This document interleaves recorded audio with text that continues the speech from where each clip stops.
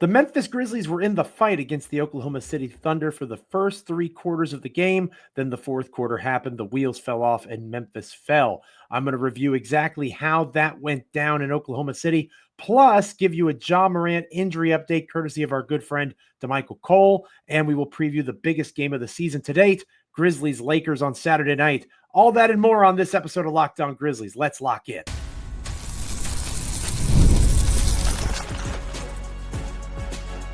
You are Locked On Grizzlies, your daily Memphis Grizzlies podcast, part of the Locked On Podcast Network, your team every day. It is Friday, even after a loss. Dear listener, dear viewer, you have got to get down on a Friday. As the wise philosopher once said, in good times and in bad, Rebecca Black taught us, fun. Looking forward to the weekend. It is I, Joe Mullinax, your host for this episode of the podcast, partying all the way through the next 30 minutes or so, talking Memphis Grizzlies basketball. No DeMichael Cole with me this time around. We will be back together on Monday for what will be a loaded episode of Locked On Grizzlies as well. But of course, we have to start with this loaded edition of the show. Today's episode of Locked On Grizzlies is brought to you by FanDuel. Right now, new customers can get $200 in bonus bets when your first $5 bet wins. We are free and available wherever you get podcasts as proud members of the Locked On Podcast Network, your team each and every single day. Like, comment, rate, review, subscribe on Apple, Spotify, Amazon, YouTube, literally anywhere you get a podcast. Make me and DeMichael part of your NBA and Memphis Grizzlies content consumption each and every time that an episode drops. And of course, LockedOnDaily.com. Go check out our free daily newsletter, words from me on the Memphis Grizzlies, NBA analysis, fantasy basketball advice, and so much more. LockedOnDaily.com. Go and subscribe today if you have not already done so. For the first 3 quarters against the Oklahoma City Thunder, I don't know about you, but I felt a lot better of the current state of play with the Memphis Grizzlies, especially when you took into account the stinker of a game that Desmond Bane put out there. 1 for 12 from the field, 1 for 9 from beyond the arc, a team worst minus 30 in plus minus. Not a good game for Dez. And yet, the Grizzlies were in the fight going into the fourth quarter. They were within a possession of the Oklahoma City Thunder. They were competing. They were aggressive. They were defending well. Scottie Pippen Jr. with 5 steals in the contest. 5 steals for Scottie Pippen Jr. 17 points, 10 rebounds, 7 assists, 5 steals. He was the player of the game for the Memphis Grizzlies. And that's saying something because he had 7 turnovers. And as I have talked about throughout the season, the biggest issue for the Memphis Grizzlies this season has been turnovers. And the Oklahoma City Thunder, the best team in the NBA when it comes to stocks, one of the best teams in the NBA, period, were able to take advantage of the 19 Grizzlies turnovers to the tune of 29 points conceded off of turnovers. They outplayed Memphis by 20 points, 29-9 in that particular category. The final score, 125-104. Simple math tells me that the fact that OKC was able to take those Grizzlies possessions that were lost and turn them into points for them is the major reason the game went down the way it did. So Scottie Pippen Jr., as great as he was in terms of scoring the ball, rebounding defensively, a 1-to-1 assist-to-turnover ratio as the point guard is not going to get the job done. And that's where the team really misses Ja Morant, which we'll talk more about. There are some good things. Vince Williams Jr. had another strong performance off the bench. Not his best game, but again, showing the capacity to shoot the ball. Looked like he had his legs under him a little bit more. Another good game for Luke Kennard, scoring the ball, 9 points. But the vaunted Grizzlies bench not having the success that they have had in recent games. Zach Edey only 8 points with 4 rebounds and 17 minutes played. Jay Huff played 18 minutes in this contest, 8 points, 2 rebounds, hit some threes. But again, if you're playing Jay Huff 18 minutes, that's an interesting way that Taylor Jenkins is addressing the absence of Brandon Clark early, at least to me. And I am a University of Virginia basketball fan. The fact that Jay Huff is getting this much run for a team trying to compete for the NBA playoffs, the NBA beyond, right? Trying to stay in the playoffs, stay out of the play-in, is a little bit wild. I don't know what that tells you about Zach Edey.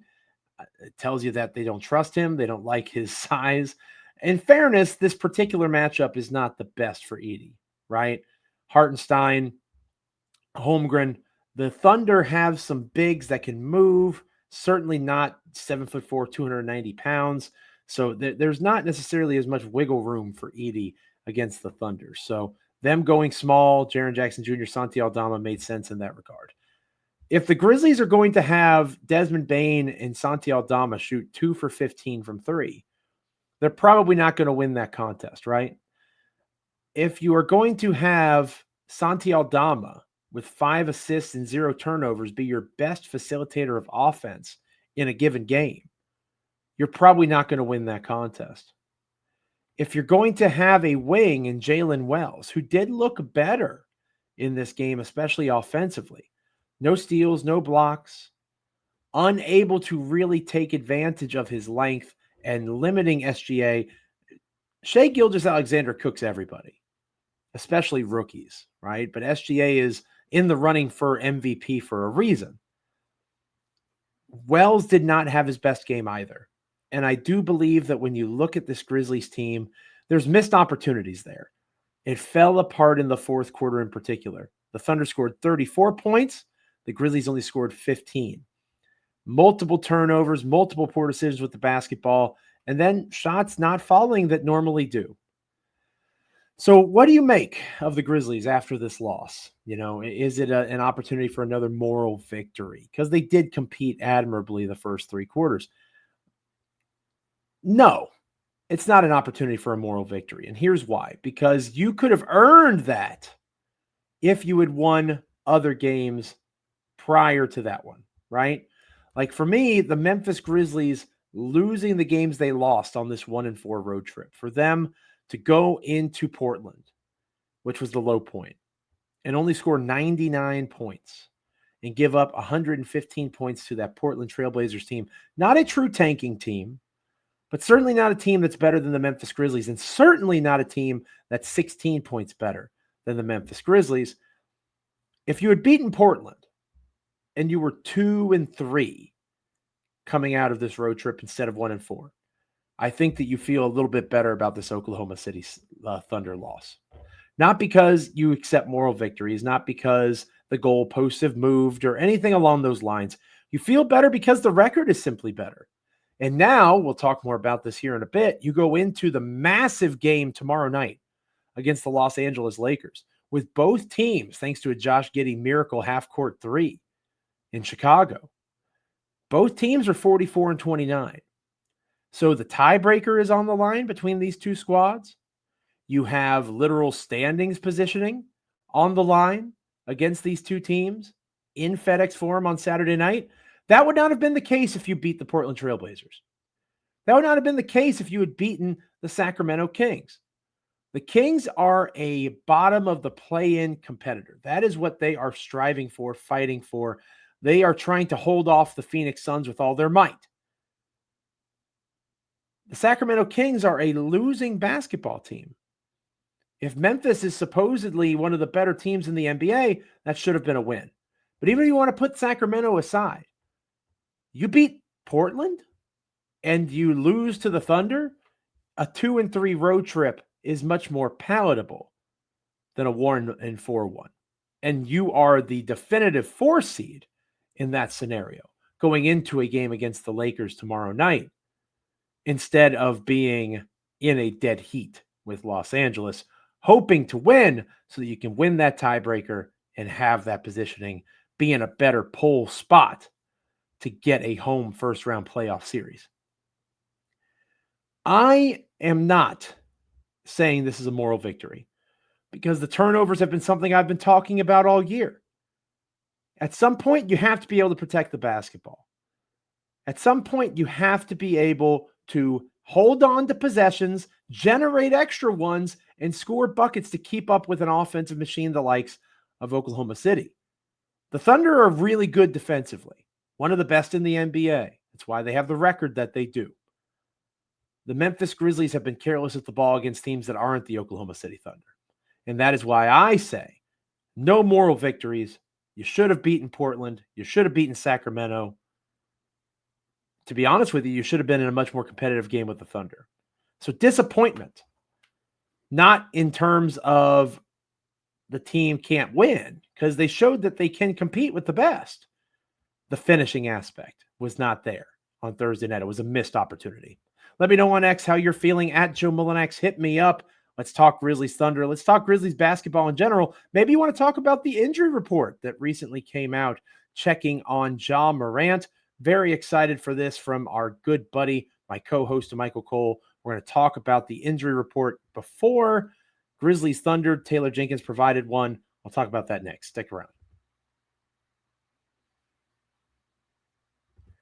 Today's episode of Locked On Grizzlies is brought to you by FanDuel. March Madness is here. The Sweet 16 is in full swing. Elite 8 is this weekend. FanDuel giving you the chance to get in on the action like never before. Right now, new customers can get $200 in bonus bets when your first $5 bet wins. That's $200 extra bucks to use on everything from buzzer beaters to Cinderella stories and even who's going to be cutting down the nets. I have my eye on a few underdogs just like everybody else. Not a ton of underdogs in this bracket, but it's always fun to have a bit of a dream. Who can go on a run and beat somebody not supposed to? FanDuel makes it easy to back them with spreads, totals, and game props. Plus, the FanDuel app is super easy to use. When you win, you get paid instantly. There's no waiting around. There's no downtime. You can get right back in the action. So what are you waiting for? Visit FanDuel.com. Get in on the college hoops fun all tournament long. So Taylor Jenkins was interviewed, as all coaches are, before the Oklahoma City-Memphis game on Thursday night.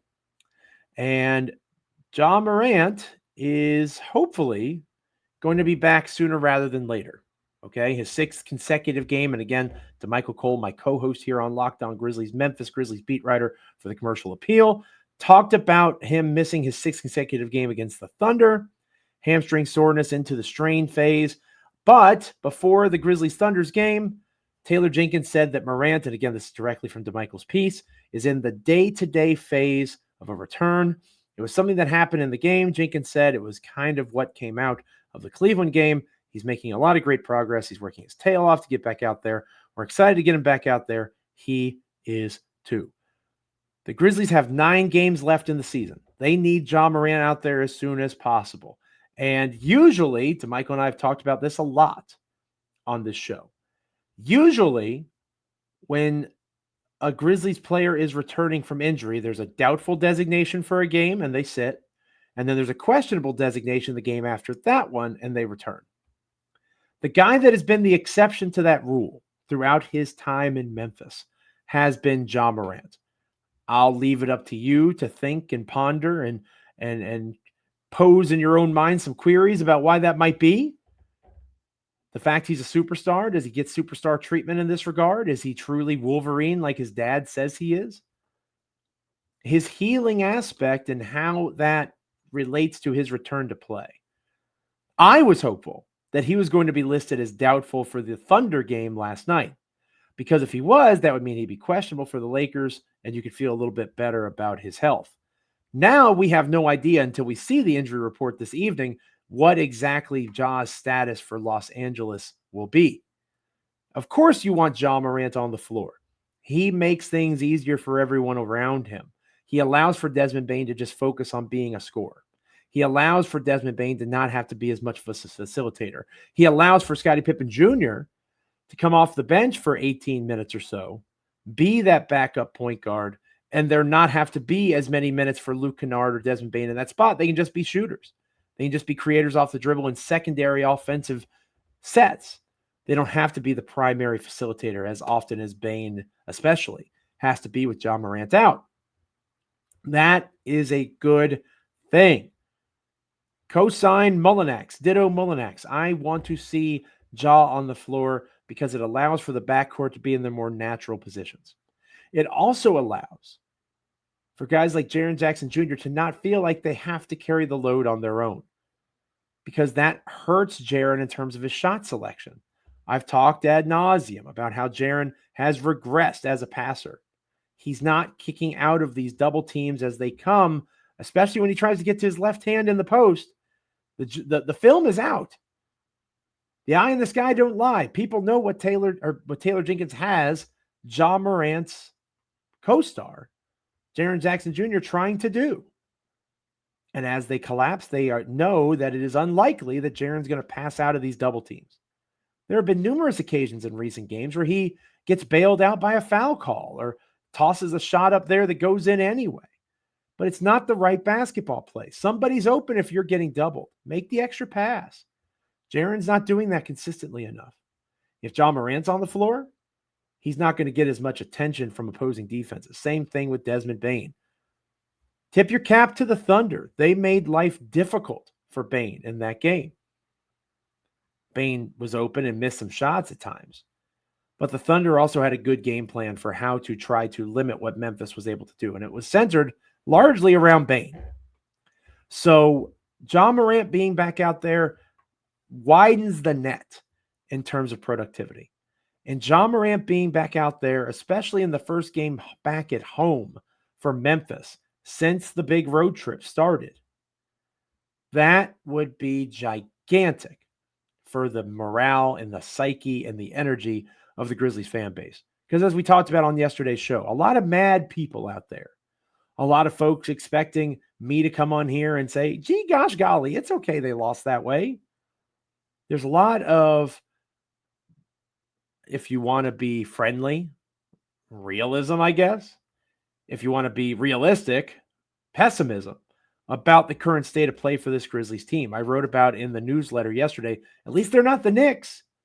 At least they haven't mortgaged their future to bring in the guys that they've brought in, only to be one game better than a team that is younger than them, than a team that has more flexibility than them in the Memphis Grizzlies. So it could be worse. The Knicks should have heightened expectations, and they're not living up to them at the moment. The Grizzlies have heightened expectations, but maybe they shouldn't. And the main reason that they shouldn't is that Ja Morant has not consistently been there. That is at least 25%, in my opinion, of the reason that this season has gone the way that it has, is Ja Morant's inconsistency on the floor. Not in terms of his play. When he's been out there, he's been a difference maker. It's about just physically being there. So much in life, so often, availability is the greatest ability. So this news about Ja Morant is promising. We don't have to fear a Memphis Grizzlies medical update email being sent to our inboxes or a notification coming across X on social media. We don't have to worry about that, at least for now. He is day to day, which technically means he could play tomorrow against the Lakers. Do I think he will? No. I think that they are probably aiming for the Celtics on Monday, because then he could sit out the second night of the back-to-back against the Warriors the next night. So I am leaning that direction. I do think that if Ja Morant plays, it obviously makes the Grizzlies a much more favorable pick to knock off the Lakers on Saturday. And we'll talk more about that here in a minute. Because Ja, again, allows for all these guys to be the things that they're supposed to be. They don't have to play out of role. They don't have to play out of position. But you don't want to rush it. More and more, it is looking like the Grizzlies at worst will be the 8th seed in the play-in. But that is, less probable than them being the 6th seed. So they are in a spot where they can prioritize Ja's health. Because if they don't have a healthy Ja Morant, the rest of it doesn't really matter, right? You could argue they're going to be a first round exit regardless, depending on who their opponent is. But if you don't have a healthy Ja Morant, you are dead in the water in the NBA postseason. You need somebody that commands that respect offensively. You need somebody that has that handle, can create his own shot. You need somebody that, especially for home games, of course, can bring that energy and have people bought into what's going on. That is why Ja Morant matters so much. And that is why the good positive developments in his injury news should give Grizzlies fans reasons for optimism. Because even if it's not tomorrow night, which I hope it is, but even if it's not, he is not going to be out for the rest of the season. He will come back. And when he comes back, hopefully we'll be with a few extra regular season games left so that the team can kind of find their footing, get back into a groove going into the postseason. How are you feeling about DeMichael's update on Ja Morant? From Taylor Jenkins, straight from the horse's mouth, just about talking about Ja being day-to-day. Let me know on X. Hit me up in the comments. When we come back here on Locked On Grizzlies, we're going to close out this episode of the show, previewing, as I said earlier in the program, the biggest game of the season to date, Grizzlies-Lakers. Stick around. Welcome back to this episode of Locked On Grizzlies. I am your host, Joe Mullinax.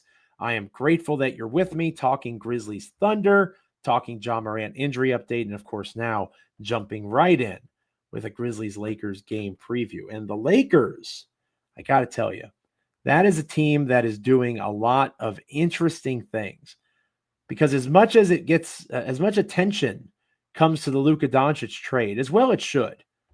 You know, DeMichael talks about this, and I agree completely. Every once in a while, I'll have to just pause and be like, wow, Luka really is on the Los Angeles Lakers. He got traded. Luka Doncic, one of the top 5 players on the planet at the age of 25, 26 years old, got traded. And to the Lakers, no less.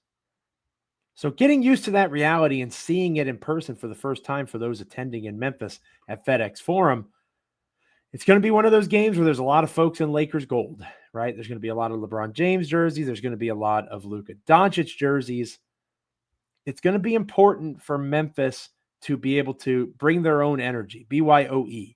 They have to be able to start fast, because the Lakers have enough talent where if the Grizzlies do not start fast, they will be able to bury Memphis relatively early.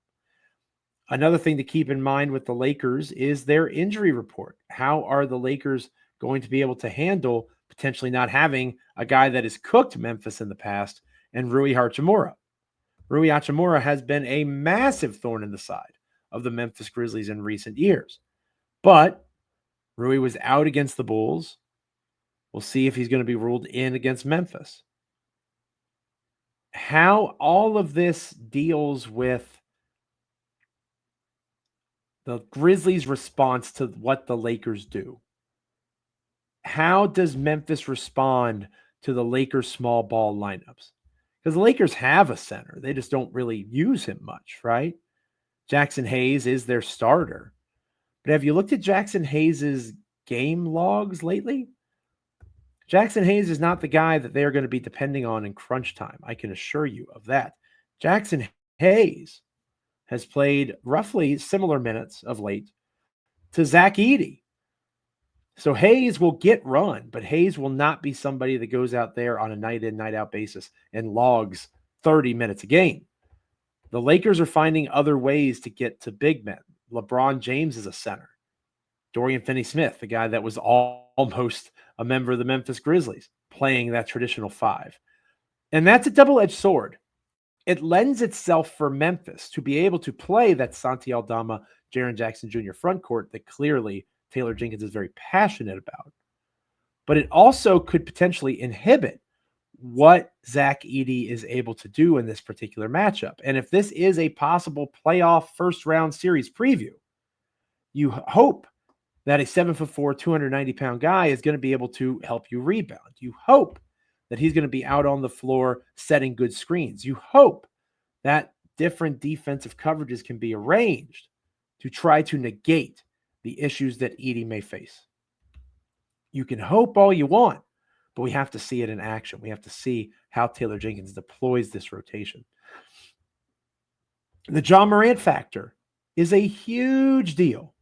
Again, I don't think he'll play, but if he comes out as a questionable on Friday night and things are able to build and build and build over the next 24 to 36 hours, this could be a major advantage for the Grizzlies. A lot of energy could return, a lot of excitement. When you have Ja on the floor and you're able to call him when you need him and he can pick up the phone, it's harder to do that in the bench. They don't have reception over on the bench. On the court, with the ball in his hands, Ja Morant can do really special things.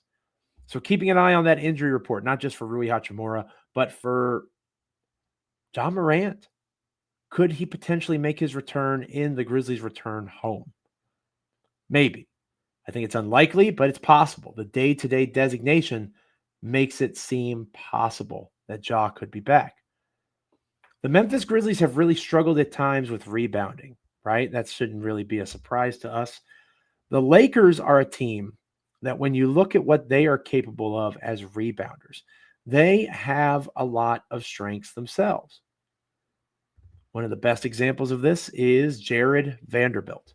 Jared Vanderbilt is a strong wing combo defender when he and Dorian Finney-Smith are out on the court together, plus LeBron James, plus Luka Doncic. They can switch a lot. They can move guys and pieces around and not have to be beholden to one specific defensive set. And that versatility and malleability is huge. So if the Lakers can win the rebounding battle, if they can find a way to go out there and aggressively and decisively keep Memphis off the boards, the Grizzlies are going to have a really hard time competing. Because whether it's an offensive rebound trying to get an extra possession for themselves or a defensive rebound trying to clear the glass and get the opponent out of their scoring zones, Memphis has to be in a spot where they can force the Lakers to be uncomfortable and not be on the glass consistently. And DeMichael and I, especially DeMichael, have talked a lot about the point of attack defender concerns. This is a game that theoretically Vince Williams Jr., this is why you're here. Jalen Wells, this is why you're here. Marcus Smart, this is why you were supposed to be here, and now you no longer are because Grizzlies GM Zach Kleiman clearly didn't think that the ratio of risk of you being washed and having to give up additional draft capital just to get off of your contract wasn't worth the possibilities of waiting it out and you potentially getting back to your former self. That's tough to swallow. But this is the reality of this Grizzlies roster. The Marcus Smart trade didn't work. It was a failed experiment. In its place, you have some promising young talents that can theoretically do similar things to Smart. But Smart has done it across hundreds of postseason games. Smart has done it in the highest levels of NBA competition. This is going to be a taste of that for the Grizzlies. I expect a playoff atmosphere in FedEx Forum. Are young, inexperienced players like Jalen Wells and Vince Williams Jr. going to be able to stay with a Luka Doncic, be able to stay with a LeBron James? Are they going to be able to rise to the moment? And that is my final big takeaway going into Saturday night, game.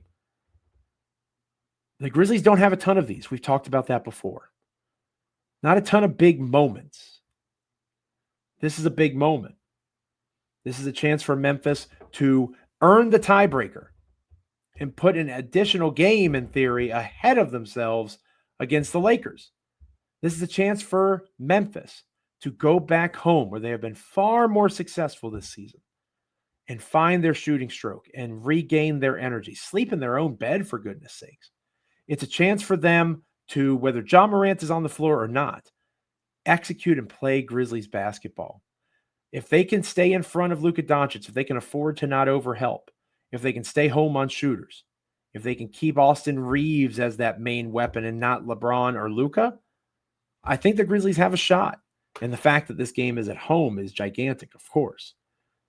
But Memphis is going to have to come out strong, and Memphis is going to have to limit turnovers and gain possessions on offensive rebounds. Every chance to score they can get against two of the very best players to maybe ever play the game of basketball on the same team.